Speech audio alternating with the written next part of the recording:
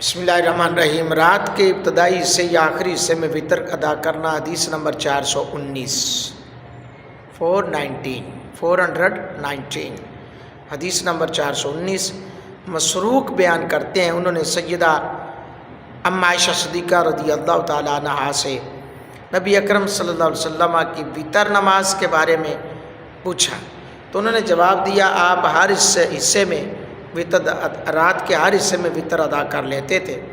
آپ نے ابتدائی حصے میں بھی وطر ادا کیے، درمیانی حصے میں بھی وطر ادا کیے، رات کے آخری حصے میں بھی آپ کے وصال کے قریب آپ نے صبح صادق کے قریب بھی وطر ادا کیے، یعنی رات کے ہر حصے کو حضور نے نوازا ہے۔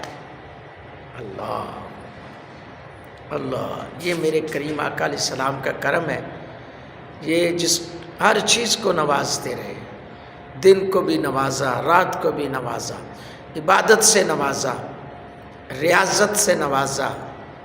یہ کریم آقا کا کرم ہے کہ کوئی بھی چیز، کیونکہ حضور ہر چیز کے لیے رحمت للعالمین بن کر آئے نا، رحمت بن کر آئے، تو حضور نے ہر چیز کو نوازا ہے۔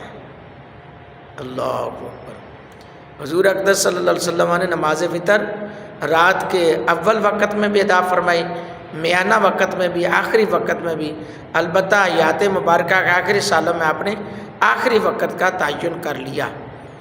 جی ہاں، تو اس حدیث کا مطلب یہ ہے کہ عشاء کے وقت میں نماز وطر کسی بھی وقت ادا کیے جا سکتے ہیں، تو اس میں کوئی ممانعت نہیں ہے، کوئی دوسرا راہ نہیں ہے کہ لو جی اب پچھلی ہی رات ہی پڑھنے ہیں، یا پہلی ہی رات پڑھنے ہیں، یا درمیانی ہی رات پڑھنے ہیں۔